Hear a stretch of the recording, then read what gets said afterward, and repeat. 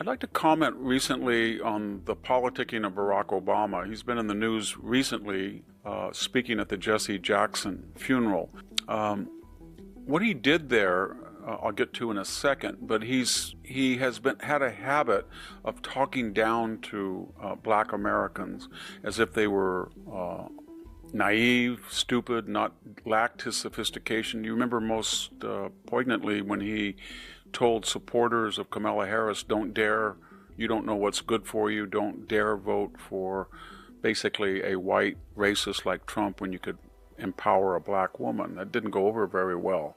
But he has a long history of that. Before I continue, though, the Democrats have a long history of using the venue of the funeral memorial service to hijack it and use it for political purposes. In 2002, they did that with the late Senator Paul Wellstone. In what should have been a memorial service turned into a 4-hour campaign harangue. It was sort of the same way when Barack Obama went to the funeral of John McCain. He was asked to speak.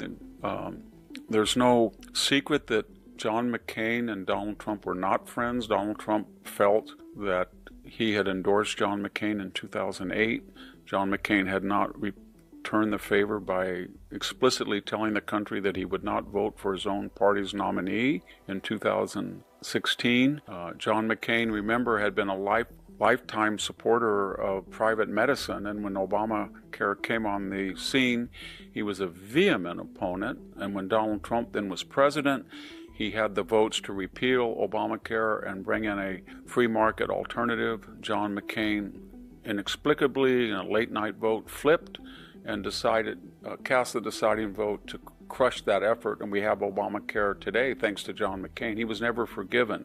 Trump then said some things, and that all surfaced at the McCain funeral, where Barack Obama sort of, without mentioning Trump, but it was very overt, the reference. He said that unlike people who are brash and think they're tough and crude, basically, John McCain was tough, but he didn't have to emphasize it. The next occasion came in 2020 for Barack Obama. That was at John Lewis's funeral, and like the Wellstone funeral and the McCain funeral, once again, it was occasion to hijack the purpose, that is to honor the dead, and instead to use it for political purposes. So once Barack Obama came to the podium, he had an agenda, and he was going to attack Donald Trump. And the way he did it was, he said, we're suffering from racism and voter suppression.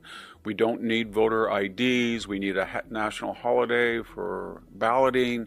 We need to let prisoners vote. And we have too much Jim Crow racism in the country. Therefore, we've got to get rid of the Jim Crow racist filibuster.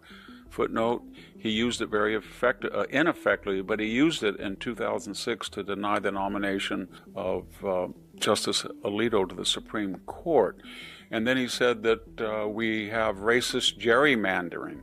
That's kind of ironic to see who's been gerrymandering lately, and he has fully endorsed the efforts of Illinois, of Massachusetts, of Virginia, of California to ensure that Republicans don't have House representation commensurate with their popular vote in their states. And in that long sermon, people were kind of startled. They thought, wow, this is a campaign. Is this a campaign advertisement, or is it an occasion for Obama to get relevance again after being out of office? I would drop it there, but he did it again. He just went to the funeral of Jesse Jackson. I should add another footnote here, that Jesse Jackson and Barack Obama were not close friends. Jesse Jackson said that he had been the trailblazer, the first African-American presidential candidate that had a real chance to win. There had been others, but he felt that he was the most viable, and that broke the barrier, and Obama was the beneficiary of that. He got so angry that in 2008, he got tired of Barack Obama, he thought, talking down to African Americans. So he said in a hot mic in the Fox Chicago studio, I'd like to cut his off. That's a vulgar reference to Obama's testicles. But anyway, Obama was asked to speak. Now, I would say in another footnote, all of these speeches at these funerals that Obama presents are basically about himself. He always relates anecdotes, not about necessarily just the politician in question, but about his interaction with him. But in this particular Jesse Jackson speech, he went after division in the country, using government. These are all sins he purportedly thinks that Donald Trump has committed. Disunity, racism, valuing some people over others, and using the government to pursue enemies. This was very, very rich. Very rich. Barack Obama, remember when he was president, he used the government to do what? Surveil Associated Press reporters, politicize the IRS to make sure they went after conservative groups and denied them tax-free status before his re-election effort. And remember, most egregiously of all, he had at one point James Clapper, John Brennan, and James Comey in the Oval Office with him during the transition after Trump had been elected. And he basically said to them, your intelligence assessments from national intelligence, FBI, CIA are flawed because I'm not getting the results I want, that I want Russian collusion. Now go back and give me Russian collusion and Donald Trump. So what I'm getting at is that once again, Barack Obama hijacked a funeral, but more importantly, it's really disturbing to see this former president who, when he was president, not only used government, but he also divided the country. All of his speeches had one thing in common at these three funerals: unity, unity, unity. But it was Barack Obama who said that Henry Louis Gates was endemic of police racism. Trayvon Martin was the son that I never had. He weighed in on Ferguson. Most importantly, he gave that awful speech where he said that the white working class were clingers. They stick to their guns and religion just because he lost the primary in 2008. And then we have, of course, this dichotomy where he is the man of the people, reemerging now to galvanize the Democrats and the progressives. And yet he's building this German flak tower type of library that's ruined a park in Chicago. It's going to cost eventually about $1 billion. It's one of the ugliest monoliths imaginable, but it's a testament not so much to his presidency, but to his ego. This is a man, remember, who flies from one of his 4 mansions, either in Hawaii or Martha's Vineyard or Colorama or Chicago, to lecture people about how they're either, as he did in one of the funerals, greedy, the age of greed, or they're too self-centered, or they're not idealistic enough, or they're not galvanized enough. And then he gets in a private jet after sometimes talking on other occasions about climate change. People who talk about climate change shouldn't fly in private jets. They should not have seaside resorts when they tell us that the seas are going to inundate our coast. What am I getting at is that we are in a situation now where the Democratic Party has moved radically to the left, and no institution is free of politicalization.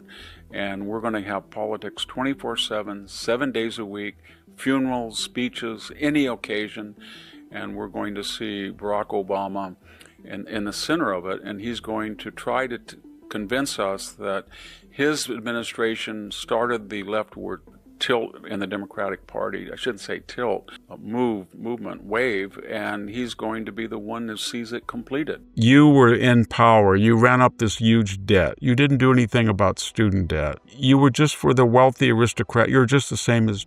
Now, everything I said, I don't endorse entirely, but I'm trying to see how you get out of this problem. And Charlie Kirk was trying to do that. I had talked to him right before he died, and he said, I try to tell people they're right. They are revolutionaries, but the problem they have is that the establishment is not the right. It's the left. It's the left did this more than the right did. And then he was trying to say the last thing he said to me was affordability. How do we get people into homes? If you put a person in a home, suddenly he's no longer a renter, and he starts to say things like, well, I think the neighborhood's gone down, and my mortgage is more than the value of my house. Or when you're renting and the living room leaks, you get angry and you call, I'm paying $2,000 a month and I got a wet thing. When you own the home, it's, oh my God, the value of the house, I'm going to get up on that roof and fix it.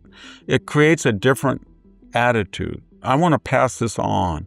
So I think we underestimate when the age of ownership goes from 29 to 40 something. When your age of marriage goes from 23 to 29, first marriage, first child, 27 to 33 or something, you've got this prolonged adolescence, and that makes that group very vulnerable to easy solutions. And whenever you have a situation like frustration, Germany after World War I, during the Great Depression, somebody's going to come along and say, Dave Chappelle said that when you have the and Jews together, be careful. The Jews, or what Reverend Wright called dim Jews. Dim Jews won't let me talk to Barack. Dim Jews. Nobody ever says dim blacks run the NFL. They have 76% of the players are black, but there's only 12%, there's only, 4% are adult black males in the country, but they're overrepresented. Nobody says the donut shops are being, as Joe Biden said, you can't go into a donut shop and not see an Asian. Remember that